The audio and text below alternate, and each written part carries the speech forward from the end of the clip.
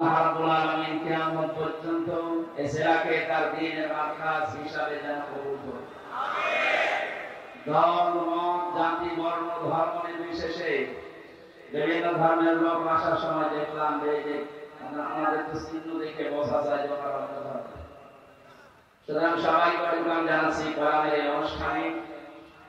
এটা শুধু মুসলমানদের অনুষ্ঠান না, হাদা বায়ানুল লিন্নাস হুদাল লিন্নাস। মানুষ হিসাবে যারা বিবেচিত, জামাতে ইসলামী বাংলাদেশের শ্রদ্ধাভাজন আমির যিনি ডাক্তার শফিকুর রহমান উনি ঘোষণা দিয়েছিলেন এদেশে সংখ্যালঘু সংখ্যাগুরু বলে কিছু নেই। যে এদেশে জন্ম নিয়েছে সেই এদেশের বৈধ নাগরিক। সুতরাং আমরা ৯৬ ভাগ মুসলমান দেশে বাস করি, কোনো অসুবিধা নেই। আপনারা আমাদের কাছে পরমাত্মীয়র মতো আমাদের সাথে থাকবে ইলা ইয়াউমিল কিয়ামা, কিয়ামত পর্যন্ত ইনশাআল্লাহ। সেই পরিবেশ আল্লাহ যেন এই দেশে দান করে, সকলে বলেন আমিন। এটা তৈরি করার জন্য যেটুকু সময় দরকার, সুযোগ দরকার, বাস্তবতা দরকার, এটা সম্মানজনক ভাবে যারা দায়িত্বে আছে আমরা তাদেরকে দিতে চাই। কথা বল না কেন? যদি অনেকে বুঝে না বুঝে উল্টাপাল্টা কথা বলতেছে। একজন বিয়ে করে এনে ঘরের দরজায় বসিয়েছে, দাদি এসে বলছে দেখো আমার কিন্তু কিছুদিন পরে পুতি চাই। পুতি বলে না? এসে তোমার শাশুড়ি এসে বলছে বৌমা খুব আদর করে ছেলে বিয়ে দিয়েছি, আমার এক্ষুনি নাতি চাই। ননদ যেটা ছিল এটা এসে বলছে ভাবি আমি ভাতিজা চাই। দেবর যেটা ছিল এটা এসে বলছে আমি খুব তাড়াতাড়ি ভাতিজা চাই।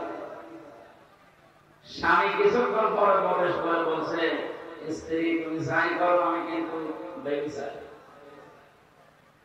মেয়েটা আবার মিটি মিটি এসে বলছে তোমার সব পাগলের বংশ। আমি কেমন বিয়ে করে বাসর ঘরে আসলাম আর এখনই যেভাবে বাচ্চা যাওয়া আরম্ভ করেছে।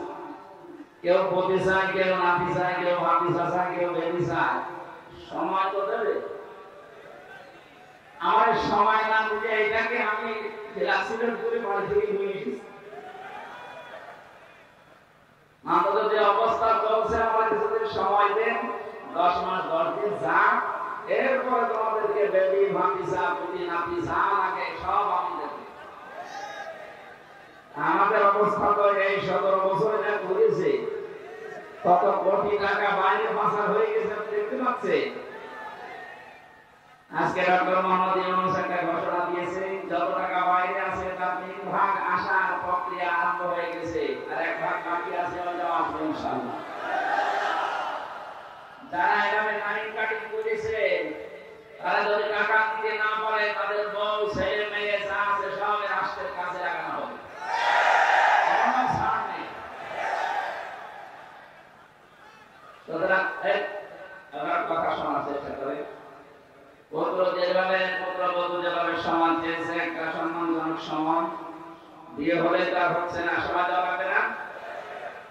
এত বছরের ক্ষত শোকাতে হলে যে সমস্ত কাজগুলো দুর্নীতিতে চ্যাম্পিয়ন, যে সমস্ত সব জায়গায় একটা দেশ কত বড় দুর্নীতিগ্রস্ত হলে কেন্দ্রীয় মসজিদের ইমাম পর্যন্ত পালিয়ে যায়।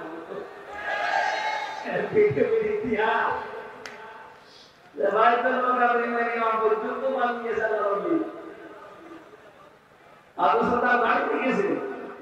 তার বাবার পরিচয় ভালো ছিল, কিন্তু এই লোকটাকে এত নিচে নামবে শয়তানও বিশ্বাস করে না। পৃথিবীর সবচাইতে বড় সালেমের তালিকায় যে 6 জনের নাম আমরা পেয়েছি তার ভেতরে যে পালিয়ে গেছে এটার নাম আছে। আর এইটাকে নাম দিয়েছে কওমি জননী। আমি কওমি মাদ্রাসায় ৭৬ জন আলেমের সাথে ছিলাম ৩ বছর জেল কাট। কোনটা কি গালি গালাজ করেছে ওই লোকটারে আমার সামনে ফেলে গালি দিয়ে করে বের জেলের ভেতরে সকাল থেকে শুরু করে আসর পর্যন্ত এক জায়গায় থাকতাম, ওর নাম শুনলে গালি দিত। মাওলানা মামুনুল হক থেকে শুরু করে সাকাত হোসেন রাজি, যত আলেম ছিল প্রত্যেকেই হতো মানুষ,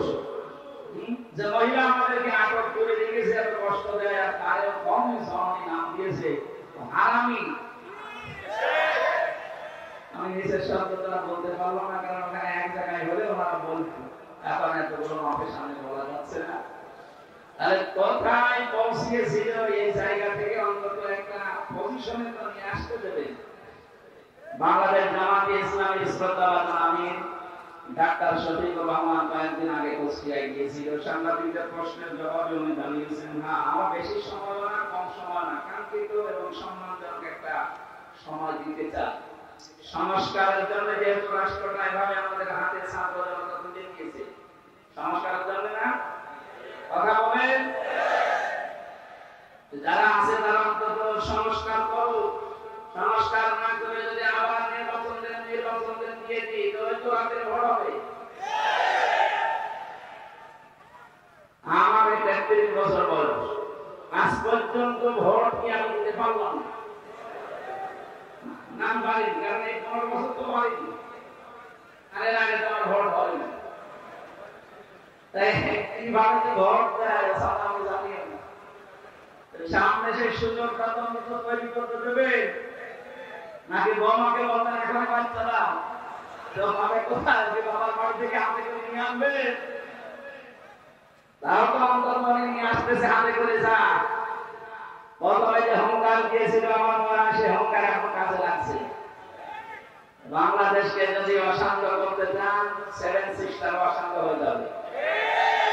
হাত দিয়েছিলেন, কোরআনের পাকের দোয়া ছিল যে আমরা কোরআনের গায়ে সারায় হাত গাইতে থেকে ইতিহাস দেখেছি। রাশিয়াকে আল্লাহ আরো টুকরা করেছে, মানে এত একার মানে এমনিতেই লঙ্গি ধুতি ঘুরতে ঘুরতে পারছে।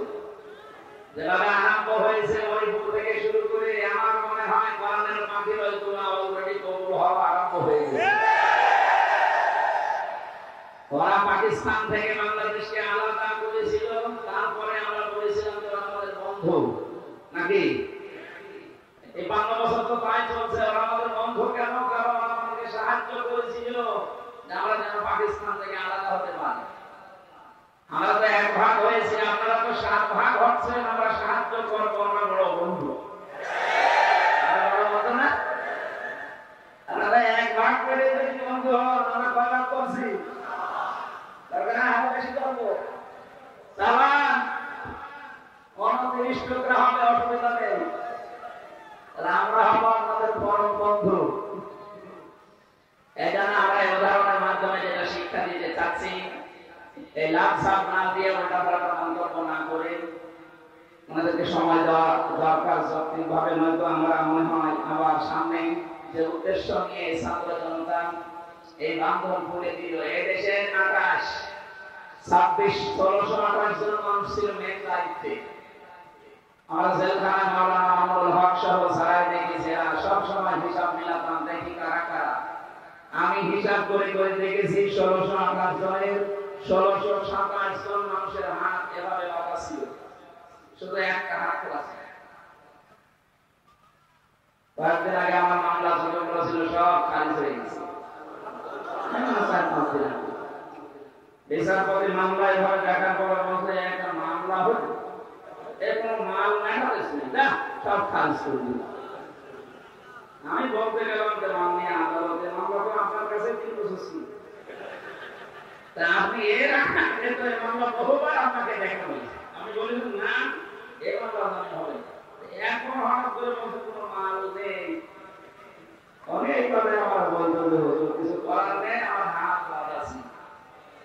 এখন হাত তোলা আছে, কোনো চাপ নেই উপরে, এই জন্য যা দেখলাম আমি ন্যায় বিচার করি। আমার মনে হয় এরকম যদি এই একজনের না, এই 1628 জন যার দায়িত্বে এখন আছে, প্রত্যেকের এভাবে আমরা হাত খোলা দেখতে চাই। আবু সাইদ এভাবে হাত খুলে দাঁড়িয়েছিল না, সবার এভাবে যদি হাত খোলা থাকে। ছাত্র জনতা এটা চেয়েছিল, আমাদের যে 9 দফা ছিল তার ভেতরে এটা, কেউ হাত বন্দি থাকবে না, সব হাত খোলা থাকবে। আমরা যদি হাত খোলা থাকতে পারি আর কোরআনে কারিমকে যদি উপরে উঠাতে পারি, আমান হাকামা বিহি আদালা, কোরআন দিয়ে যারা বিচার ফায়সালা করে ওরা ন্যায় বিচার কায়েম করতে পারে। এখন বলতে পারেন কোরআনের বিচার যে দেশে নেই ওই সমস্ত দেশে কি ন্যায় বিচার নেই? না, নেই। কয়েকদিন আগে সিঙ্গাপুর, মালয়েশিয়া, থাইল্যান্ড এই সমস্ত দেশে ঘুরেছি। তার বিচার ব্যবস্থা ভালো, কিন্তু কাঙ্ক্ষিত মানের ন্যায় বিচার ওখানে নেই। এখানকার কিছু সালেম পালিয়ে ওখানে গেছে। আমি জুলুমের উপরে কথা বলেছিলাম। ওরা ওই দেশের পররাষ্ট্র মন্ত্রণালয়ের নালিশ দিয়েছেন, এখানে নামে মামলা আছে, এনে রাষ্ট্রবিরোধী জঙ্গি, আর এখানে এসে কথা বলেছে। ওই দেশের পররাষ্ট্র মন্ত্রণালয় থেকে কয়েকদিন খোঁজ খবর নিয়ে যে এখন দেখছে যে আমার মামলায় খারিজ হয়ে গেছে। এই মামলায় আমার কোনো দোষ নেই, নির্দোষ প্রমাণ করে খান আদালত আমার ছেড়ে দিয়েছে। এখন যারা নালিশ পাঠিয়ে ওরা বিপদে আছে। কারণ ওই দেশে আর যাই করুক সত্যতা রাখার চেষ্টা চালায়। আমরা যে আপনি এক দোষ দিয়ে দিয়ে আপনি তো দিয়েছিলেন রাজনৈতিক উদ্দেশ্য নেই, সেটা যখন এই যে মামলায় দাবি করে আমার মামলার এই কপি যখন বাংলাদেশের পররাষ্ট্র মন্ত্রণালয় যে দায়িত্বে আছে তার কাছে গিয়ে ওই দেশে পাঠিয়েছি, দেখার পরে এখন যে নালিশ দিয়েছিল ও বড় বিপদে আছে। সেই দিন আমাকে খোঁজ খবর কার কাছে পেয়েছে জানি না, অজা আমার বিরুদ্ধে যেন আর কিছু না বলে, তাহলে আমার আর এই দেশে পালিয়ে থাকা হবে না। আমি এখান থেকে একটা বিষয় জানাতে চাই, যে রেকর্ড হচ্ছে, আমাকে যেমন 3 বছর পরে খারিজ করে দিলেন, কোন দোষ পাননি, এই জন্যই তো আমাকে মুক্তি দিয়েছেন নাকি বলেন? আমার মতো 1,10,000 মানুষ এখনো জেল খাটতেছে বাংলাদেশে। আমার মনে হয় 170 জন কিছু জানে না। আমি যেমন কিছু জানতাম না, আন্দাজে ওরাও জানে, কারণ আমি বেরিয়ে তো দেখেছি ভেতরে। সুতরাং যারা এই কাজ করছেন, এই মামলা আয়ু থেকে আমার মামলার আয়ু হাতে আছে মিজান, একে হাতে পারি। এর আগে আমারই ওরা ছাড় বলা লাগতো, এখন মামলা খারিজ হওয়ার পরে আমার উপরে ছাড় করছে। এই মিজান থেকে শুরু করে উপরের যে হাত ছিল, তাদের চাপে বিচারপতি রায় দিতে পারে নাই, আমি চাই তাদের 3 বছরের ভিতরে আটক রাখা হোক। শুধু আটক না, যে আচরণ করেছিল আমার সাথে আপনাদের সাথে ওইটা করা দরকার। তাহলে দেখ কেমন লাগে। রাজনীতি থাকাকালীন একটা উপন্যাস পড়েছিলাম, নাম ছিল দেখ কেমন লাগে। আমার মনে হয় কালামানিকদের দেখে আমার ওইটা মনে পড়ছে, দেখ কেমন লাগে। 116 জনের তালিকা করব। এখন জালেমদের তালিকা এভাবে 116 না, 1628 জন জালেমের তালিকা মোড়ে মোড়ে টানিয়ে রাখা লাগবে, দেখলেই কুকুরের মতো বিরাট হয়। এখন সমাজের ক্যান্সার। হযরত নূহ দোয়া করেছিলেন, লা তাদার আলাল আরদি মিনাল কাফিরিনা দাজ্জারা, হে আল্লাহ, এর আন্ডা বাচ্চা পর্যন্ত জমিনে না থাকে, আর ওর থেকে যেটা জন্ম ওটা আমার বড় হারামি হয়। জালেমের দোষর যেন বড় হারামি হয়। কয়েকদিন আগে একটা ভিডিও দেখেন, আপা ঘাবড়াবেন না, আপনি ঘাবড়ালে আপনার নরম হয়ে যায়। কত বড় জালেম, কত পালিয়ে বেঁচেছে, আর এখান থেকে ভয় দেখার সাহস আছে, আপনি ঘাবড়ালে আমার নরম হয়ে যায়। তারপর একদিন ধরে এমন ফিনার পেয়েছে প্রশাসন, নরম হয়ে গেছে। কালামানিকের তো জিনিসই উড়ে গেছে, আর ওর মাজা মাজা সব শেষ। বহু মানুষকে এভাবে কষ্ট দিয়েছে। যতটুকু করেছিলে, যদি অতটুকু আমরা করি, বিশ্বাস করার সময় পাওয়া যায়। হাজার হাজার মানুষের 17 বছর ঘরে থাকতে পারে না, কি করেছ টের পাচ্ছ? কোন তোর বলে খুঁজে পায় না, বলে কি করলাম এত যে আমার কুকুরের মতো পালানো লাগলো। ওরা ছেলে আজকে স্ট্যাটাস দিয়েছে একটা, বাংলাদেশের মানুষ এরকম যে আমার মা কুকুরের মতো পালিয়ে গেল, এটা বলছে ও দশটা আছে।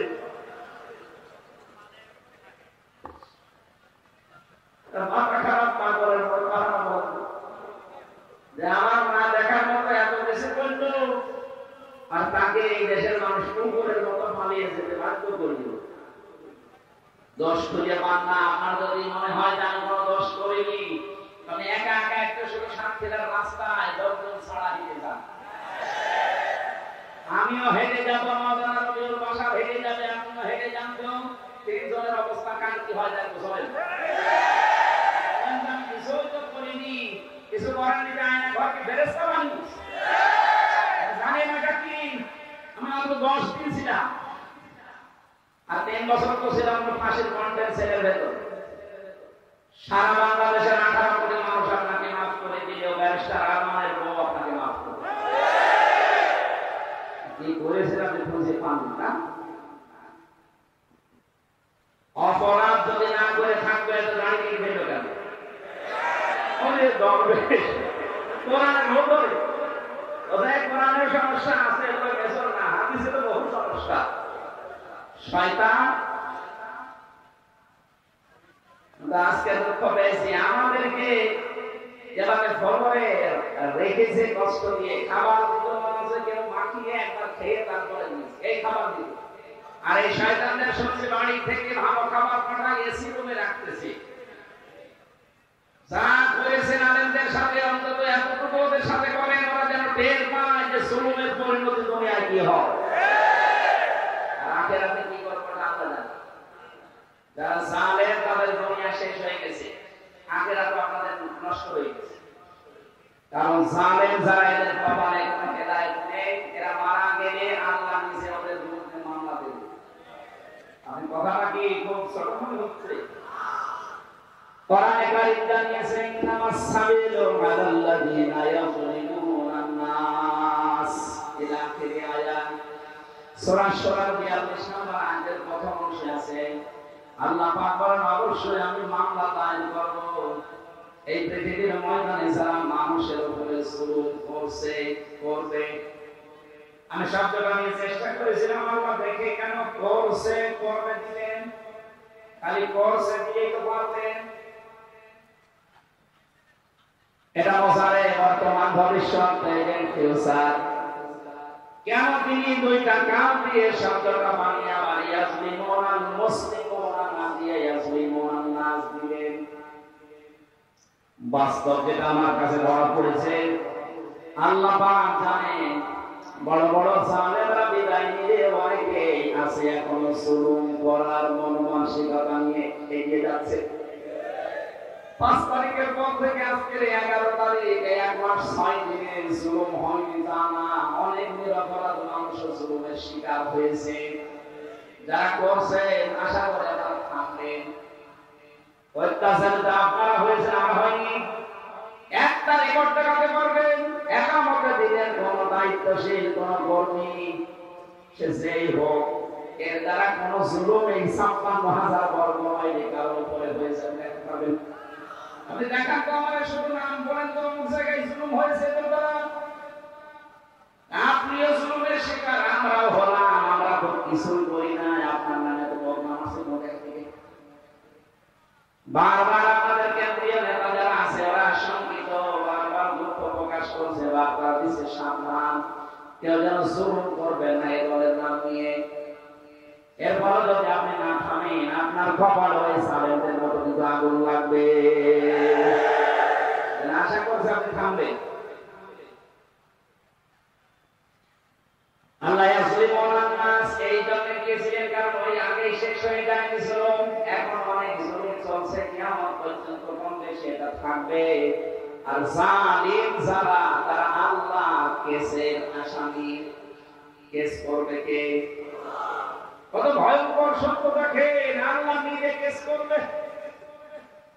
সাতক্ষীরাবাসী আপনাদের উপর যারা জুলুম করেছে এই 15-15.5 বছর, আমি দেখেছিলাম জেলখানায় বসা থাকা অবস্থায় তাদের জোগাড় করার সময় দিত, পেপারের কাটিং গুলো নিয়ে আমাদেরকে দিয়েছে। বাস্তবে দেখলাম আপনাদের ঘর বাড়ি পর্যন্ত বুলডোজার দিয়ে ভেঙে গেছে। নাকি এটা মিথ্যা লিখেছে? এটা তার কি অত্যাচার করবে তারা? বাড়িতে থাকতে দেয়নি, ধানের ক্ষেত্রে, আম বাগানে, কত জায়গায় 15টা বছরের ভেতরে ঘরে ঘুমাতে পারে নাই। এই জুলুম অত্যাচার যারা করেছিলেন, যাদের নির্দেশে করেছিলেন, আমি কোরআনে কারীম গ্যারান্টি দিয়ে বলতে পারি আপনারা সব আল্লাহর মামলার আসামি। আর ভাই আপনি যদি হামসার মামলার আসামি হতেন, টাকা পয়সা দিয়ে আমাকে ম্যানেজ করে আপনি খালাস পেয়ে যেতেন। মামলার বাকি যত বড় হয়, এই কেস মিটানো তত কঠিন হয়। যেটা আমার মামলায় দিয়েছেন। কত মানুষের মামলা আমার সামনে দেখলাম উঠছে, 2 মাস 3 মাস 5 মাসে তারা বিদায় নিয়ে চলে যাচ্ছে। আমার মাওলানা মামুনুল হকের মামলা উঠলে বলে হাত মাথা থেকে যায়, কারণ আমার মামলার আসামি আমি না, রবিউল বাশার না, যে টাকা পয়সা দিয়ে মুখ বন্ধ করে দিলাম যে তোমার খান। একজন এমন মামলার বাদী, সে টাকা পয়সা অন্য জায়গায় খাবে, আমাদের দুজনকে খাবে না। যে দেশের রাষ্ট্রপতি ছিল, এখানে 3 বছরের কোন নোট সলভ করা যায়নি। বহু চেষ্টা চালিয়েছিল আমার পরিবার, আমার দল, কিন্তু পারে নাই। কি করে পারবে? কারণ বাকি তো সর্বোচ্চ একজন। এবার উনি যদি বাকি হয়ে আমার অবস্থা এই হয়, আপনি এবার নিজের কাছে প্রশ্ন করেন, সাক্ষীর যে বাড়িগুলো আপনি ভেঙে দিলেন, সমর্থ থাকার পর যে ছেলেদেরকে বৈষম্যের শিকার বানিয়ে চাকরি দিলেন না, জীবনটা নষ্ট করে দিয়েছে নির্যাতনের কারণে, আপনি কিন্তু হামজার মামলার আসামি হয়ে যাননি, আপনি সরাসরি আল্লাহর মামলার আসামি। দুনিয়ার হিসাবে দেখবেন বাকি যত শক্ত হয়, মামলা তত কঠিন হয়। এবার ভাবেন, আল্লাহ নিজে বিচারপতি, নিজে রায় দেবে।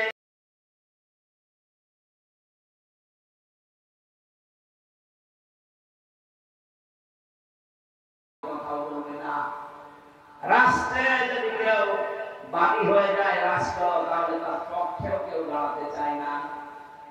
আমার 3টা বছর এমন হয়েছিল, আমার টাকা পয়সা বাবা দিয়ে উকিল ফাইনাল করে না, ওর পক্ষে দাঁড়ালে আমার ক্যান্সেল করে দেবে।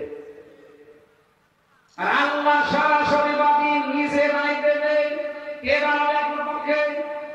এখন যদি মনে করেন না আমার খাওয়া আছে,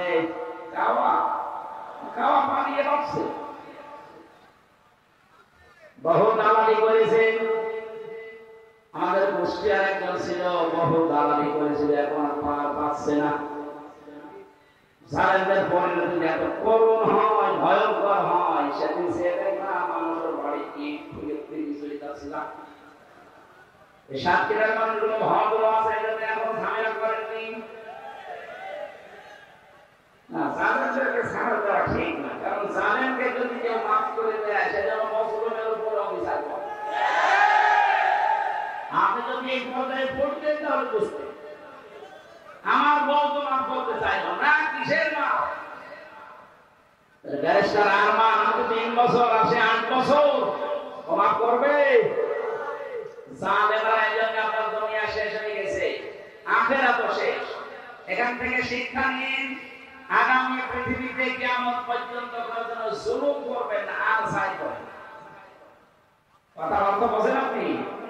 আগামীতে যারা দেশের দায়িত্বে আসবে, আপনি আর চাই করেন, জুলুম করবেন না, তাহলে আপনার পরিণতি কিন্তু উপরে লোক বাড়ানো লাগবে। আল্লাহ আমাদেরকে হেফাজত করুন, বলেন আমিন। কোরআন শুনতে যারা এসেছেন, তাফসীরুল কোরআন মাহফিল লিখে দিয়েছে। আমরা তেলাওয়াত কিন্তু আয়াত থেকে তাফসীর আকারে কথা বলবো ইনশাআল্লাহ। আল্লাহ যেন তৌফিক দান, বলেন আমিন। দরুদ আর সালাম পড়ছি মুহাম্মদ রাসূলুল্লাহ সাল্লাল্লাহু আলাইহি ওয়াসাল্লামের প্রতি। এই শব্দের সাথে কারো দ্বিমত আছে? আছে, কিন্তু শব্দের সাথে দ্বিমত আমরা এখন দেখতে পাচ্ছি। আমি একটু ব্যাখ্যা করে কয়েক মিনিট দেখেন তো মেলে কিনা। এখানে প্রথমে আমি কোরআনে কারীমের আয়াতটা পড়ার পরে একবারে আরম্ভ করেছি, আল্লাহুম্মা সাল্লি আলা সাইয়্যিদিনা মাওলানা মুহাম্মাদ ওয়া আলা আলি সাইয়্যিদিনা মাওলানা। অথচ হাদিসের ভেতরে আছে, কেউ যদি একবার পড়ে, কমপক্ষে আমার আল্লাহ তার দিকে রহমতের দৃষ্টি নিক্ষেপ করে 10 বার। হাদিসের ব্যাখ্যায় পেয়েছে, কোন মানুষ এই পৃথিবীতে আল্লাহর রহমতের দৃষ্টি যদি একবার পায়, আল্লাহ তাকে মাফ করে দেবে। আপনি পেয়েছেন কয়বার? বলেন। একবার পেলে যদি আপনি মাফ পেয়ে যান, 10 বার পেয়েছেন। কেন পেলেন? যে কথাগুলো বললেন এই কথাগুলো বাস্তব জীবনে আমাদের প্র্যাকটিক্যাল লাইফে থাকা লাগবে আগে। আমি আয়াতের তাফসীরে যে কালিমা রাহমাতিন মিনাল্লাহি লিনতালাহুম আয়াতের তাফসীর পড়তে গিয়ে তাফসীরে হাক্কানিতে একটা সুন্দর ঘটনা পেয়েছি। মুফাসসির লিখেছেন আল্লাহর নবী মুহাম্মদ রাসূলুল্লাহকে একবার কাফেররা ঘিরে ফেলেছিল। চারিদিক থেকে তরবারি নিয়ে ঘিরে ডাক দিয়ে বলে, মুহাম্মদ কে বাঁচাবে তোমাকে? নবীদের সিরাত চরিত্র ফাঁস অনুযায়ী মুখ দিয়ে এই বিপদের মুহূর্তে বের হয়ে গেছে, তোমার বাবা বাঁচাবে কে? আমার তো বিপদে পড়লে এরকম একজনের নাম বলি, হয় আসল বাবা, নাই নকল বাবা, নাই ন্যাংটা বাবা, নাই পাগলা বাবা। আমাদের মুখে এই সমস্ত নাম আসে। বাংলাদেশের যত হাক্কানি আলেম আপনি নাম শুনেছেন, কোন আলেমকে এই বক্তব্য দিতে শুনেছেন কোরআনের পাখি সহ ছাড়াই আছে? কেউ কে কথা বলেছে যে মাজার পূজা করো? কথা বলেন না কেন? এই কাজটা সারা দেশে যেভাবে চলছিল, আমাদের এই বিভাগটা অনেক অনেক অনেক মুক্ত আছে, এগুলো চট্টগ্রাম সিলেটে বেশি। এত বড় বড় শিরিক আরম্ভ করেছিল এই মাজার কেন্দ্রিক। ছাত্র জনতা যারা এই দেশটা স্বাধীন করে দিয়ে গেল, তারা কিন্তু বিবেকবান, দেখছে প্রকাশ্য শিরিক চলতে থাকলে আল্লাহর রহমত দেশে আসবে না। এখানে দিন যত যাচ্ছে শিরিকের মূল উৎপাদন আরম্ভ হয়ে গেছে। মাজার কেন্দ্রিক যত গাঁজা খাওয়া, যত জেনা, মেয়েলোক নিয়ে যত কারবার, যত নিচে নামা, আমি নিচের কথা বলতে পারলাম না, এত নিচে নামে ওরা শয়তান পর্যন্ত নিচে নামে না।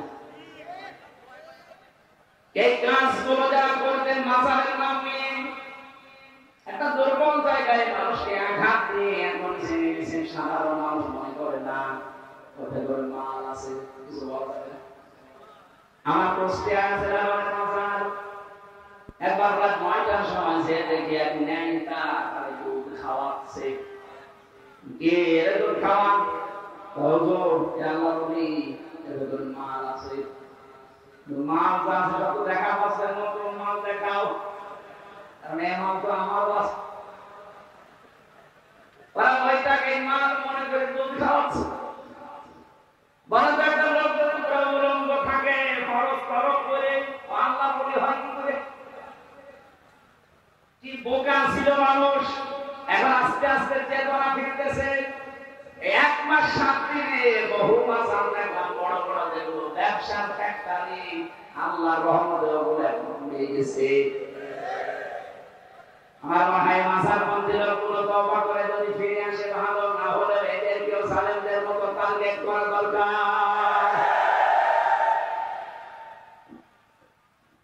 কত বড় জালেম হয়ে আল্লাহ মাফ দিয়ে মাজারের কাছে যে কলম পড়া নেয়, যে সাইন হুজুর কি হুজুর কত বড় জাহেল, কত বড় মূর্খ।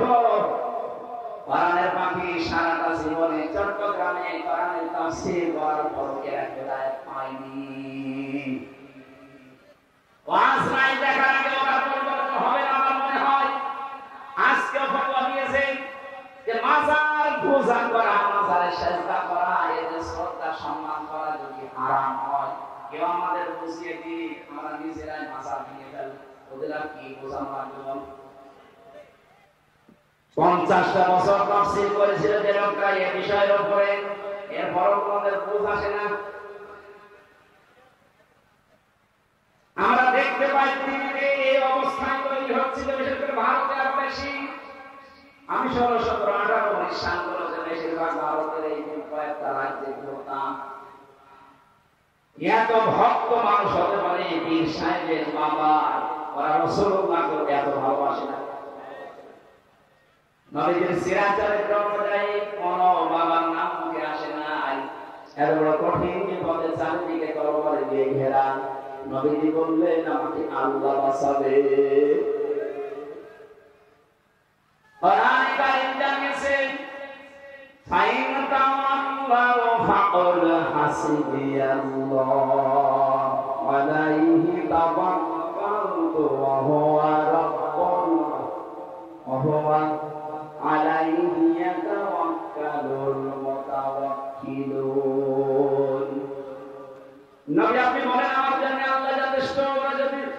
মুখ ফিরিয়ে নেয়নি। আমরা ভরসা করে আল্লাহর উপরে, যাদের ইমানের ভেতরে শিরক নেই, ভেজাল নেই, এই মানুষগুলোর তো আল্লাহর উপরে ভরসা করা উচিত। নির্ভেজাল ইমান নিয়ে মানুষগুলো যেভাবে ডাকে, আমি তো নিজের চোখে দেখেছিলাম।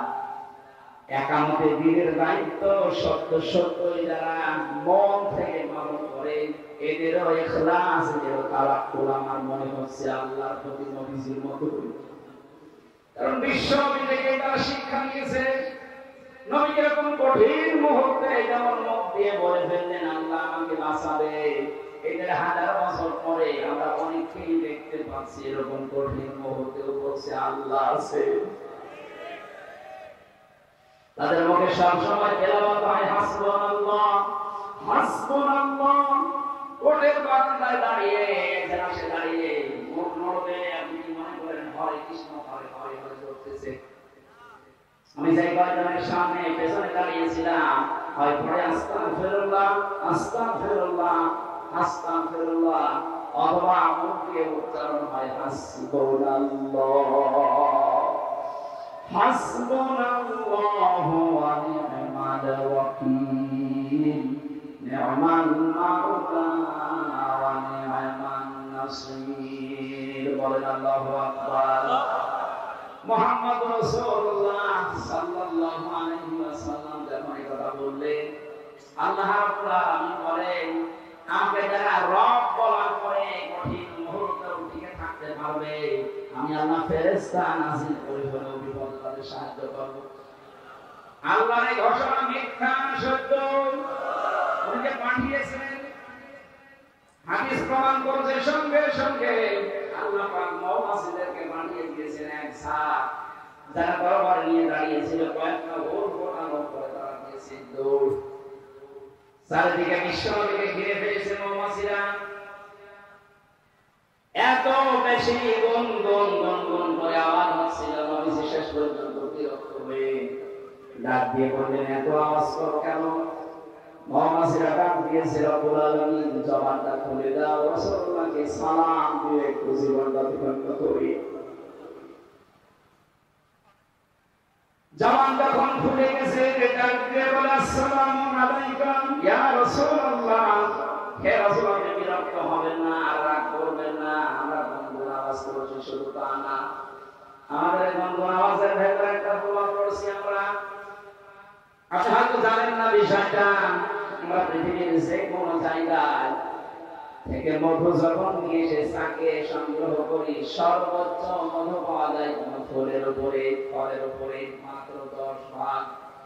এটা ওখান থেকে মুখে নিয়ে চাক পর্যন্ত আসতে আসতে 4টা ধাপ পার হওয়া লাগে আমাদের।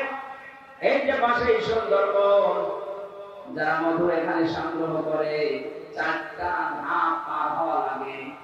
প্রথমে গাছ থাকে, এরপরে টিউবা থাকে, এরপর আরেকজন আছে দায়িত্বে, উনি সবগুলো পরীক্ষা করে ভেতরে পাঠায়, সর্বশেষ একজন পানি থাকে। আমরা প্রথমে যখন এটা নিয়ে মুখে করে প্রথমে গাড়ির কাছে দেন, গাছ এটার উপরে যার কাছে পাঠাবে টিউব বাজারে বলা হয়, উনি এটা পরীক্ষাগারে পাঠায়। কিন্তু 10 ভাগের বেশি মধু কোন জায়গায় পাওয়া যায় না। এরা 10 ভাগ মধু মুখে নিয়ে মুহাম্মদ রাসূলুল্লাহর নামে একবার দরুদ পড়লে আল্লাহ 10 ভাগকে 100 ভাগ বানিয়ে দেয়। আপনারা গুনগুন শুনছিলেন, এটা আমরা দরুদ আদায় করছি আপনার নামে।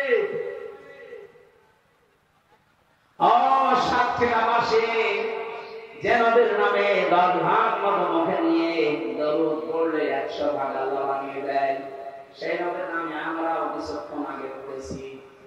যে কথাগুলো বললাম আদিতে, এটার বাংলা এখন কয়েকটা বলছি, দেখেন আমাদের জীবনে কোনো মিলে কিনা। যদি মিলে যায় আপনার জীবনকে আমার আল্লাহ সফলতার স্বর্ণ শিখরে পৌঁছিয়ে দেবে ইনশাআল্লাহ। প্রথমে বলা হচ্ছে আল্লাহুম্মা, হে আল্লাহ, হে আল্লাহ সাল্লি আলা, তুমি রহমত নাযিল করো আলা মুহাম্মদ, মুহাম্মাদের উপরে। ও বাংলার মানুষেরা, এখানে কোন কথা বলেছি, আল্লাহুম্মা সাল্লি আলা আবি, যে আমার বাপের উপরে তোমার রহমত, তোমার দয়া, তোমার যা আছে সব নাযিল করে। কথা কেউ কি বলেছে কোনদিন? আমরা যারা বললাম আলা মুহাম্মদ, মুহাম্মদের উপরে তোমার রহমত, তোমার দয়া তুমি নাযিল করো, সঙ্গে সঙ্গে যেন আল্লাহ প্রশ্ন করছে, ওই সাতক্ষীরার মানুষেরা দাঁড়া, কি বললি? আমাকে ডাক দিয়ে আমার আরশের দিকে তাকিয়ে বললি, আলা মুহাম্মদ, মুহাম্মদের উপরে রহমত নাযিল করো, শান্তি নাযিল করো। কে মুহাম্মদ? পরিচয় আমরা নিজেরাই দিয়েছি। রব্বুল আলামিন যার উপরে তোমার রহমত নাযিল করার জন্য আমরা দোয়া করলাম, একজন দুইজন নাই, লক্ষ লক্ষ নারী পুরুষেরা, ওই মুহাম্মদ সাইয়্যিদিনা, তিনি আমাদের নেতা, তিনি আমাদের নেতা। শুধু আমার নেতা বলি নাই, আমাদের বহু বছর জনমত কামলিন দিয়ে আমরা সবাই স্বীকৃতি দিচ্ছি যে যার উপরে তোমার রহমত নাযিল করার জন্য আমরা বারবার বলছি, আল্লাহ তিনি কিন্তু আমাদের নেতা। ও বাংলার মুসলমানেরা, এবার নিজের জীবনের সাথে মিলান। আপনার নেতা যিনি, তিনি কি মুহাম্মদ রাসূলুল্লাহর আদর্শ মতো চলে? এই কথা বলেন না কেন? কিসের দরুদ পড়লেন কিছুক্ষণ আগে? আপনি নিজের কথায় তো নিজে মুনাফিক হয়ে যাচ্ছেন। যারা কথা দিয়ে কথা রাখে না তারা কি? আরো জোরে বলেন। অনেকে মনে করছে মাহফিলে এইসব বললাম, সাদা দরুদ না পড়া ভালো ছিল। আমি আপনাকে বাঁচাতে চাই। আমার নিজের কথার সাথে যদি প্র্যাকটিক্যাল লাইফ না মেলে, আল্লাহ কিন্তু কিয়ামতে আপনাকে হামজা বলে ডাকবে না, ডাক দেবে মুনাফিক। এখন যদি স্টেজে যারা বসে আছে সম্মান দিয়ে বসিয়েছে, আমার কথার সাথে যদি কাজের বাস্তবতা প্র্যাকটিক্যাল লাইফে না মিল পান, আমি তো এখনই যদি ডাক দেন ওই মুনাফিক হামজা, এদিকে সম্মান সম্মান থাকবে। কোন সম্মান শিবা এখানে আছে, তারপর আমি কাউকে চিনি না। এখানেই যদি এত অপমান মনে হয় আমার কাছে, কি আমাদের কঠিন কঠিন উম্মতেরা থাকবে। একটা বার ভেবেছেন যে ওই জায়গায় আপনাকে আল্লাহ ডাক দেবে, ওই মুনাফিক। এই জন্য আপনাকে বাঁচাতে এসেছি। সাইয়্যিদিনা যাদের ঠিক নেই, যাদের আদর্শ মুহাম্মদ রাসূলুল্লাহ এখনো হয়নি, আপনি এখন পাল্টান, আপনি ধরা খাবেন। এর একটা উৎকৃষ্ট উদাহরণ পেয়েছি সূরা বাকারায়। আমি কি বলবো? কোরআনে কারীম জানাচ্ছে আল্লাহ পাক যেদিন বিচার ব্যবস্থা কায়েম করবেন, তার বিচারের যে সিস্টেম গুলো ধাপে ধাপে, প্রথমে আল্লাহ মানুষকে বিচার করার জন্য দল বেঁধে রাখবে না। আকুল্লুহুম আতিহি ইয়াউমাল কিয়ামাতি ফারদা। সূরা মারইয়ামের 95 নম্বর আয়াত। আল্লাহ পাক বলেন, কিয়ামতের প্রতিটি মানুষকে আমার সামনে বিচারের জন্য ডাক দেব, সেফ একা একা। বলেন বলেন, কেউ থাকবেন আপনার সাথে, সেফ আপনি একা দাঁড়িয়ে থাকবেন। ওই সাতক্ষীরার মানুষেরা ভাবেন তো যা জীবন বানিয়েছেন, এখন যদি মারা যান, আল্লাহ যদি আপনাকে সামনে দাঁড় করিয়ে বলে, বেটা 60 বছরের হিসাব আমার সামনে দে, তারপরে পা তুলবি, আপনার কি মনে হয় যে আপনি পারবেন? আমি একা একা থাকি, আমার মাঝে মাঝে মনে হয় হামজা। আল্লাহ যদি কি আমাদের বিচারের প্রথম ধাপ যেটা একা ডাকবে, যদি বলা হয় 2024 সালের আগস্ট মাসের 31 তারিখ পর্যন্ত পরিমাপ করে দিলাম, যারা প্রথম হিসাব নেই, শুধু সেপ্টেম্বরের 1 থেকে 11 দিনের হিসাব দিয়ে জান্নাতে চলে যায়। আমার কাজ কারবার, আমার ইমান, আমাদের অবস্থা, আমার মনে হয় 11 দিনের হিসাব কমপ্লিট করে আল্লাহকে শোনানো সম্ভব না। আপনার পাবে না, আপনার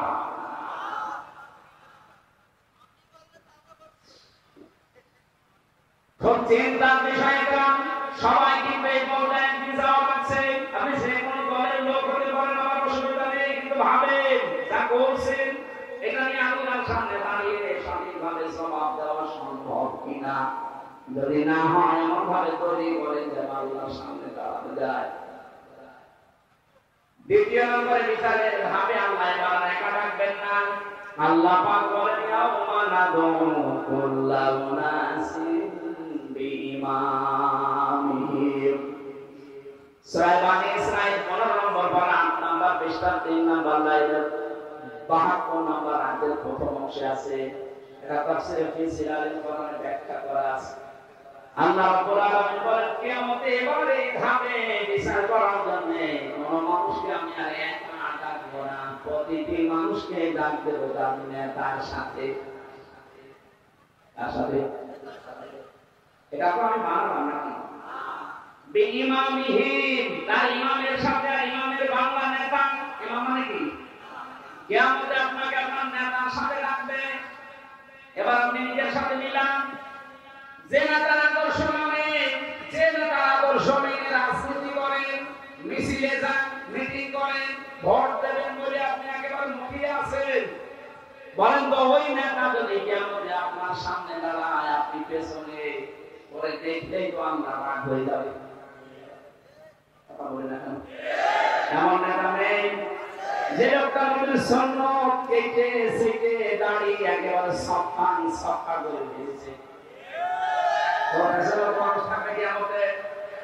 ওকে দেখে তো আল্লাহর মাথা না ঘুরে যাবে। কি নিজে বাঁচার জন্য আমার নবী বলে শুনে দিল, ওর পেছনে কোনটা আছে দেখতো। ওরা দিয়ে শুরু করলে আপনি কোথায় যাবেন? পালানোর তো জায়গা নেই। ফাইনাল মাফার, কোথায় যাবেন? কোনো জায়গা নেই পালানোর।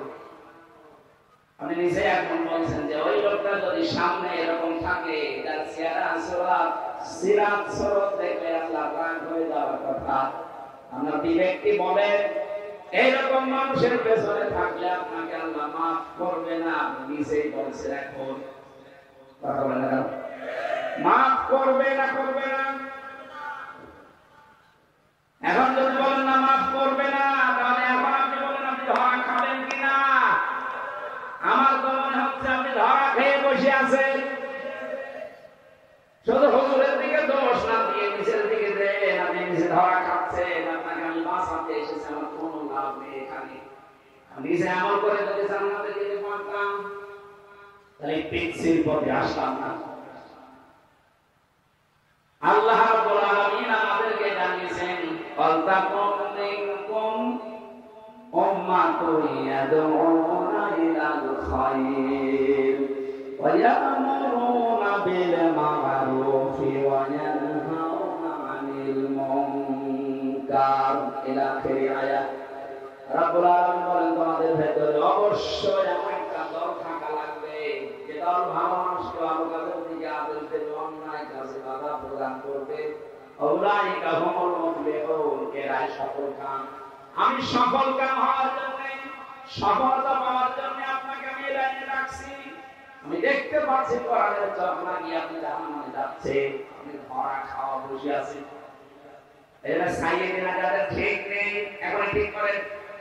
এখন যদি বলেন নবী নেই, আমি ঠিক করবো কি দিয়ে? অসাক্ষীরা পাশে হবে, কিয়ামত পর্যন্ত থাকবে না। এটা ভালো করে জানে না, জানি না। এখানে কোরআনে আল্লাহ দিয়েছেন আতিউল্লাহ ওয়া আতিউর রাসূলা ওয়া উলিল আমরি মিনকুম। তোমাদের ভেতরে ঈমান যারা এই মুসলমানদের দাবি করে যে আমাদের ঈমান আছে, তারা আমি আল্লাহর আনুগত্য করব, আমার রাসূলের আনুগত্য করব, কোনো প্রশ্ন করবা না। কিন্তু উলিল আমর, যারা নেতৃত্ব দেবে, যারা নেতা হবে এই দুনিয়াতে কিয়ামত পর্যন্ত, যারা উলিল আমর হিসেবে আসবে, যারা নেতা হবে, এদেরকে যদি মেনে চলতে চাও, দেখবে এরা আল্লাহ রাসূলকে মেনে চলে কিনা। এটা রাজনীতি, কথা বলেন, এটা রাজনীতি। এটা সম্পর্ক আখিরাতের সাথে নাই, তো আমি আল্লাহর কসম বলতাম না। এটা সূরা নিসার ভেতরে আছে 5 নম্বর পারা 6 নম্বর পৃষ্ঠা 10 নম্বর লাইনের 59 নম্বর আয়াতের প্রথম অংশে আছে। রব্বুল আলামিন আতিউর শব্দটা নিজের নামে, রাসূলের নামে দিয়েছেন, কারণ তাদের মানতে কোনো প্রশ্ন নেই। কিন্তু উলিল আমরের আগে আতিউ, এই ফেল, এই ভার্ব, এই ক্রিয়া, এই শব্দটা আল্লাহ দেননি। একটাই ব্যাখ্যা, সব মুফাসসির একটাই ব্যাখ্যা দিয়েছেন, আল্লাহ রাসূলকে মানতে কোনো প্রশ্ন নেই। আল্লাহ রাসূলের পরে কিয়ামত পর্যন্ত দুনিয়ায় যারা আসবে সে যেই হোক, যদি আপনার মা বাবা হয়, আপনার দুলাভাই হয়, আপনার স্বামী হয়, ওকে মানতে গিয়ে দেখতে হবে লোকটা আল্লাহ রাসূলকে মেনে চলে কিনা। যদি দেখেন নাই আল্লাহ রাসূলকে মানে না, ও যত বড় জায়গায় থাক ওকে মানা যাবে না, হারাম। এবার আপনি কোন হুজুর নিয়ে আসবেন, কত বড়টাতে নিয়ে আসেন, আসেন। কত বড় বড় হুজুর বসে আছে দেখছেন না?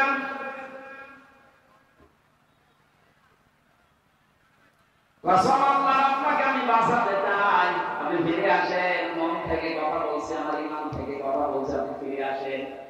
সাইয়েদিনা শুধু পড়লেই হবে না, আমাদের তো কারো এই সাইয়েদিনা ঠিক হচ্ছে না। দ্বিতীয় নম্বর শব্দ আরো কঠিন, মাওলানা। মাওলানা মানে কি? আমি জানতাম, হ্যাঁ? মাওলানা শব্দের শাব্দিক অর্থ গাইডলাইন দাতা, অভিভাবক, পথ প্রদর্শক।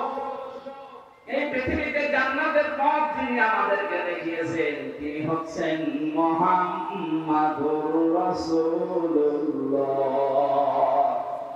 সুতরাং তার দেখানো পথ বাদ দিয়ে নতুন কোন পথ যদি আমার সামনে আসে, ওটা যদি আমার বাবা আবিষ্কার করে, আমি মানি না। আরো জোরে বলেন। হযরত আয়েশা থেকে বর্ণিত, বিশ্ব নবী জানিয়েছেন, আমার আনন্দ ইসলামের ভেতরে নতুন করে কিছু যদি কেউ দেয় আল্লাহ রাব্বুল সেটা সহিহ করে দাও।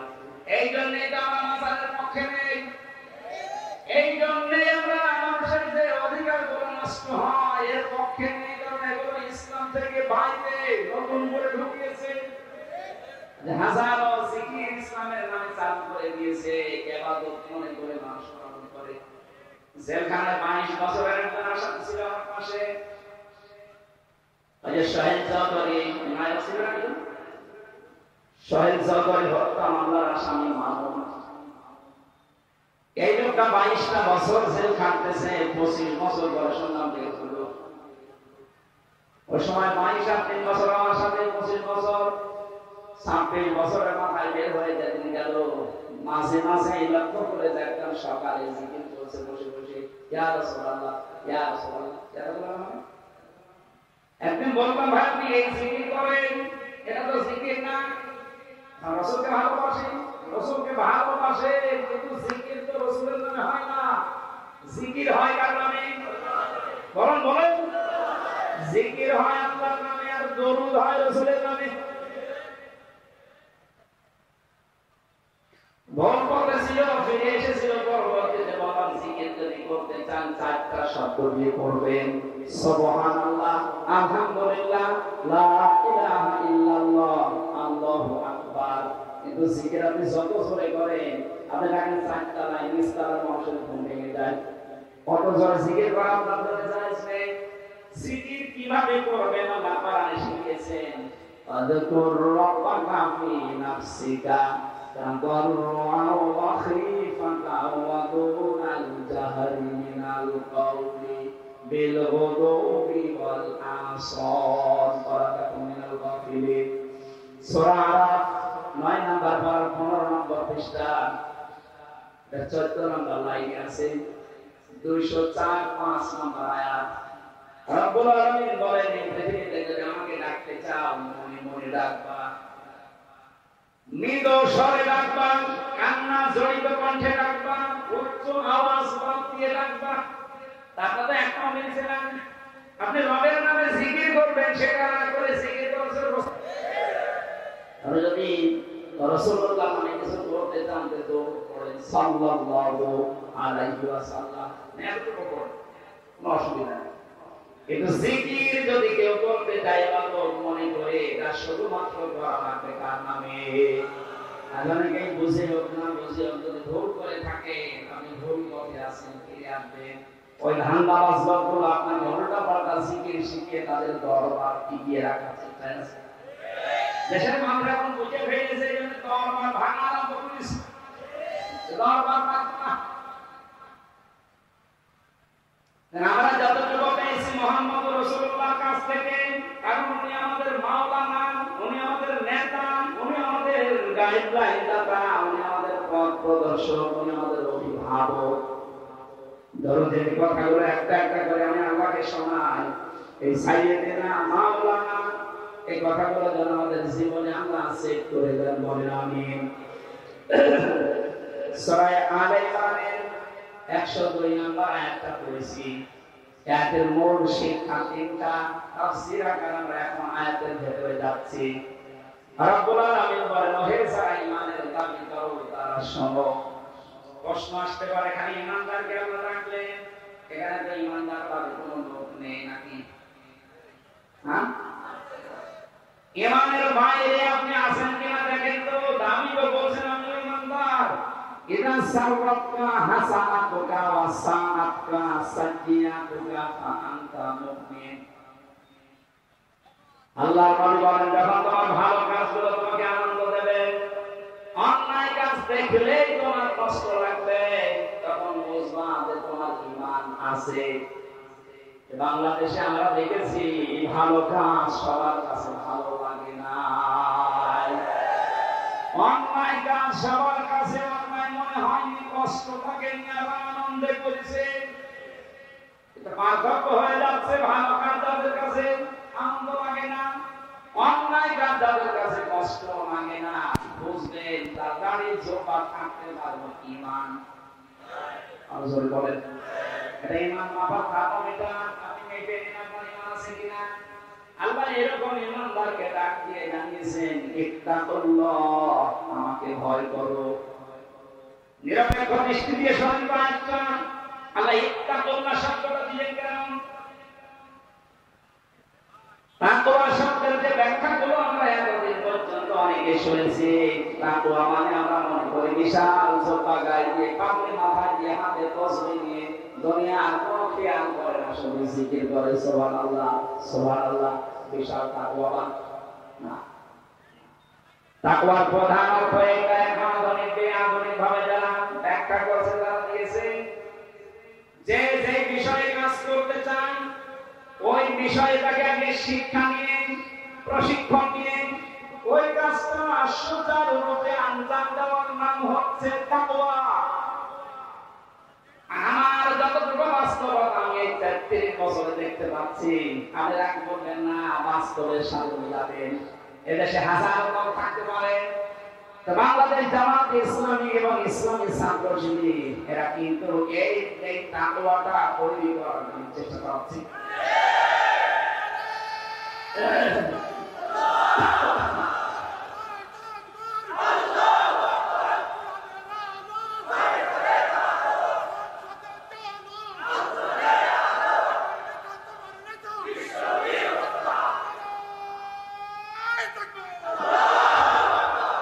রাজনৈতিক দ্বন্দ্ব দেশে কম নেই, ধর্মীয় দল কম নেই, ৭৫টার উপরে এদেশের ভাগ ভাগ করা দল আছে।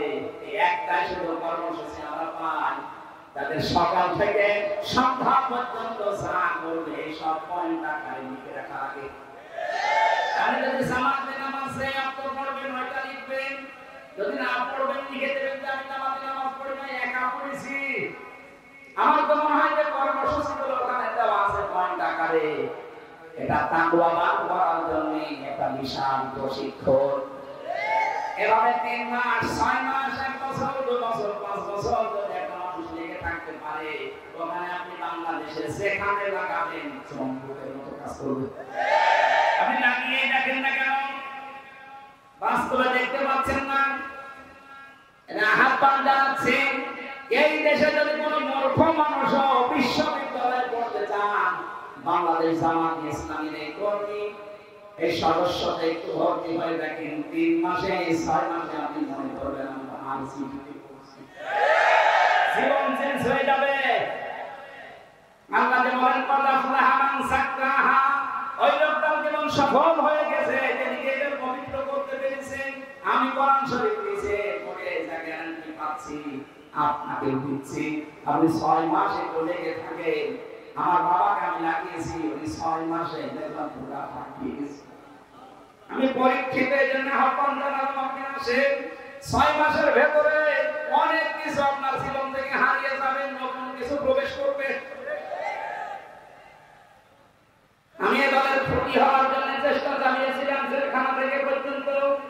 6 মাসে কোনো পরিবর্তন করার পর দেখি না এখন কাঙ্ক্ষিত মান দিতে পারি নাই। আমার গত 9 তারিখে ছিল কিন্তু আমি করতে পারি আমার পিছিয়ে গেছে। সারা দেশে ঘর ছেড়ে বেড়াচ্ছি আমার ঘর চাও নেই। এক করবেন না কেন? ওটা মাথা খালি ধারণা করেন।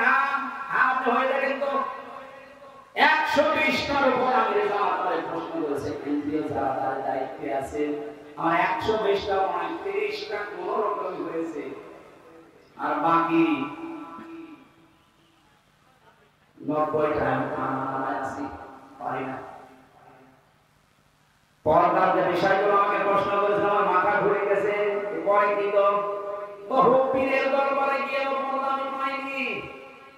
একজন জেনারেল শিক্ষিত একজন ডাক্তার আমার বলছে খাস পর্দা পরিবারে এবং বাইরে। আমার ম্যাডামের একটা চাচা তো বোনের ছেলে মাঝে মাঝে আমার বাড়িতে আসতো। ওনার দিকে বলছে ছেলেটা কে? যে বলেছি ম্যাডামের চাচা তো বোনের ছেলে। কেন্দ্রীয় মেহমান আমার বলছে 1400 পুরুষের সাথে মেয়েদের দেখা করা যায় আছে। এটা কোন পছন্দ করে আমি হিসাব মিলাতে পারিনি। ওটা বাড়িয়ে দিয়েছি বলছে ডাক্তার পাঠিয়ে দিতে। অথচ কি হয়? খালা কি হয়? খালা না ম্যাডামের নিজের বড় চাচার মেয়ে ছেলে কি হয়? এখন বলছে না কেন? খালার সাথে এদেশে আছে বাবা শাহজালাল সব হাত চলছে। আমার আবার পিছিয়ে দিয়েছে। আপনি বলছে আপনি যদি মূর্খ মানুষ হন, যদি বিশ্ববিদ্যালয়ে পড়ার আকাঙ্ক্ষা থাকেন এ বয়সে তো সম্ভব না। এদেশে আল্লাহর নিয়ামতে এটা আপনি ভর্তি হয়ে যান দেখেন 6 মাসে আপনাকে বিশ্ববিদ্যালয়ে পড়ার সাথ দিয়ে দেবে। তাকওয়ার ব্যাখ্যা এটা আপনি শিক্ষা নেবেন এবং প্রশিক্ষণ নেবেন। যে জায়গায় লাগবেন ওর আগে শিক্ষা প্রশিক্ষণ নিয়ে সুচারুরূপে কাজটা আঞ্জাম দেবেন। এই তাকওয়া বাংলাদেশে 1628 জন মানুষ যদি পালন করতে পারে এই দেশটা আল্লাহ নিজে জান্নাত হয়ে যাবে।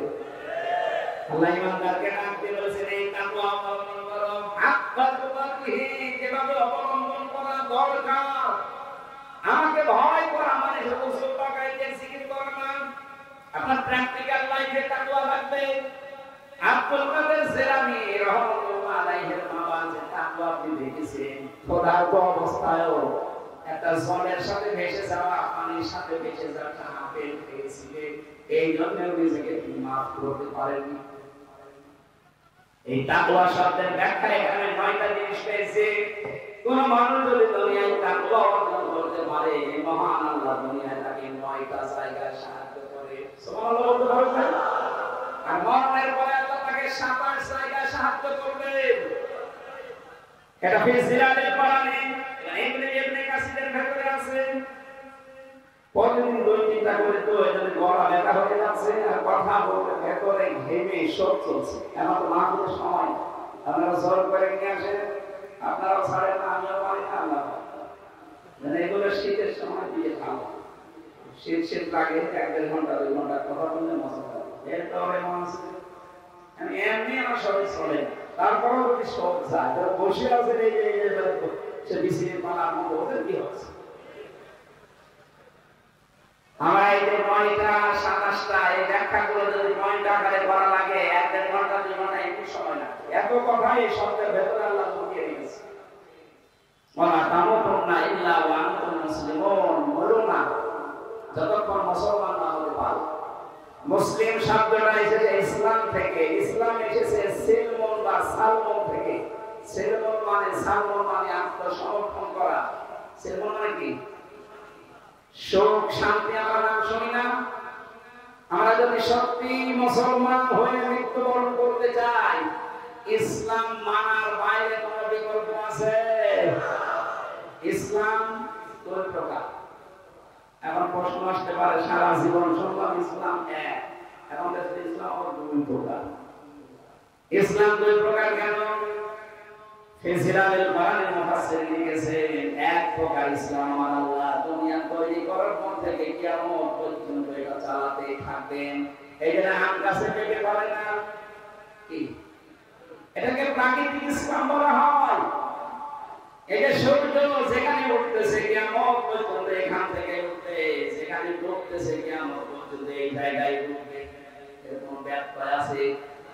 বলেন না কেন? এই সাতক্ষীরার ময়দানে কোনো হাঁসের বাচ্চারা সকালবেলা কি মিছিল করেছে এই বলে যে আমরা আজকে থেকে আর হাঁস নেই, আমরা ছাগল হয়ে গেছি।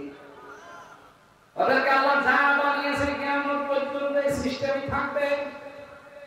আরেকটা ইসলাম আছে যেটা শরীয়ত ইসলাম, এইটা আমার আল্লাহ নিজে দায়িত্ব নেয়নি। এটা কায়েম করা, এটা কায়েম রাখা, এটা কায়েম করে ছেড়ে দেওয়ার দায়িত্ব আল্লাহ আমাদের হাতে নিয়েছে। নবী যে জানিয়েছেন মান মাতা যে ব্যক্তি মরে গেল আলামিয়া ফুসু, কিন্তু বসবা করে নাই, জিহাদ করে নাই, যুদ্ধ করে নাই, এই আকাঙ্ক্ষা তার ভেতরে ছিল না যে আল্লাহর জমিনে আল্লাহর এই বিধানটা কায়েম হোক, এই শরীয়ত ইসলাম যেটা কায়েম হোক, এটা কোনোদিন কল্পনা করে নাই। আল্লাহ হাফিজ বিহি নাফসাহু, মনের ভেতরে আকাঙ্ক্ষা আসে না যে আল্লাহর কোরআন দিয়ে দেশটা চলুক। মাতা আলা শাবাতি মিনান নিফাক, নবী বলেন লোকটা মারা যাওয়ার সময় মুনাফিক হয়ে মরবে। যেহেতু প্রাকৃতিক ইসলাম আল্লাহর দায়িত্বে, শরীয়ত ইসলাম আল্লাহর দায়িত্বে নেই, এটা দায়িত্ব দিয়েছে কাদের? আমাদের। আমরা যদি এটা এখন নিজেদের দায়িত্ব মনে করে পালন করা শুরু না করি, কোনদিন আল্লাহ নিজে আমাদের ভাগ্য পরিবর্তন করবে না। ইন্নাল্লাহা লা ইউগাইয়িরু মা বিকাওমিন হাত্তা ইউগাইয়িরু মা বিআনফুসিহিম, যতদিন পর্যন্ত কোন জাতি তাদের ভাগ্যের পরিবর্তন না চায়, ততদিন আল্লাহ নিজে ভাগ্য পরিবর্তন করে দেয় না। সাতক্ষীরা মানুষেরা রেকর্ড হচ্ছে, এটা সারা দেশে কালকে যাবে। 18.5 কোটি মানুষকে উদ্দেশ্য করে বলছি, সুযোগ যখন আল্লাহ তৈরি করে দিয়েছে, শহীদ আবু সাঈদ তার জীবন দিয়ে আমাদেরকে সুযোগটা তৈরি করে দিয়ে গেল। কথা বলেন কেন? এই অনুষ্ঠানটা করার জন্য আগস্টের 5 তারিখের আগে আজকে যে পুলিশ ভাইরা এসেছে, এদের কাছে মনে হয় 14 বার খাওয়া লাগতো। এরপরে নেতা খেতা পাতি যা আছে সবগুলো আমাদের বাকি টাকা খাইতো।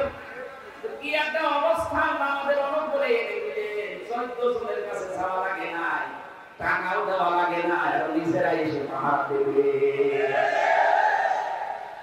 টাইম হতে দেন এটা। এই পৃথিবীর ময়দানে যারা এটাকে কায়েম করতে পেরেছে, সবাইকে আল্লাহ নিচে রেখে দিয়েছে। 55টা বছর আমরা তো দেখতে পেলাম, আমি দেখি নাই। মাওলানা রবিউল্লাহ সাহেব দেখেছে, বাবা চালিয়েছিল দেশটা কেমন চলে, দুর্ভিক্ষ কেমন চলছে, স্বামী চালিয়েছিল, চাচা চালিয়েছে, আমি এ পর্যন্ত জানি না, কারণ আমার এখন 92 জন্ম। বোমা চালিয়েছে আর আপা চালিয়েছে, এটা তো দেখলাম। গান খেতে মানে শান্তি আমি পাইনি, এখন শুধু দেখতে বাকি আছে এইটা দিয়ে চললে কেমন দেখা যায়। কোরআনে কারীম দিয়ে বাংলাদেশ চললে কেমন দেখা যায়।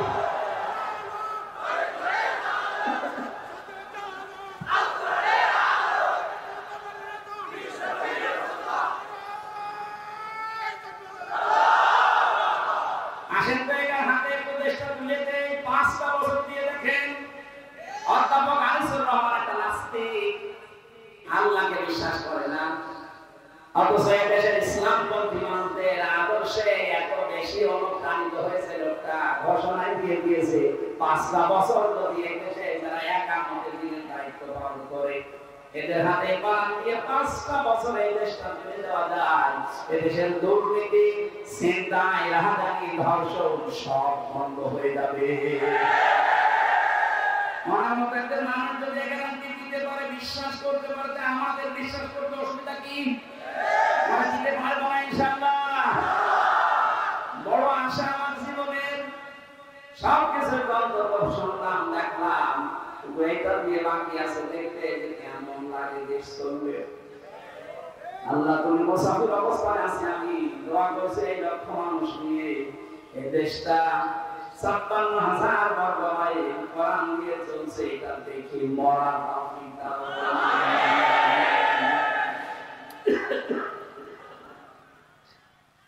এজন্য আমরা যদি মুসলিম হতে চাই, কাগজে যেটা লেখা আছে, হাদিসের পাতায়, কোরআনের পাতায়, এই কাগজে ইসলামকে জমিনে দাঁড় করাতে হবে।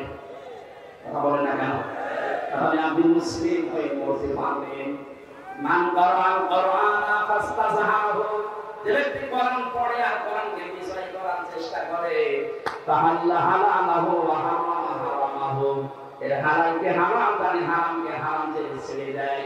আদখালাহুল্লাহুল জান্নাহ, আল্লাহ যেন তাকে জান্নাতে দিয়ে দিয়েছে। আল্লাহ রাব্বুল আলামিন কোরআন কারীমকে দেশে কায়েম করার মাধ্যমে প্রকৃত মুসলমান হয়ে মরা তৌফিক দিন। আল্লাহুম্মা আমিন। লা ইলাহা ইল্লা আনতা সুবহানাক ইন্নী কুনতু মিনাজ জালিমিন। রাব্বুল আলামিন, প্রচন্ড গরমে আমার পেছনে বাতাস হচ্ছে, এরপরেও আমি এখন ঘেমে যাচ্ছি। এবিসিডি পালার মতো যারা বসে আছেন ঠাসা ঠাসি করে, এদের এই কষ্টের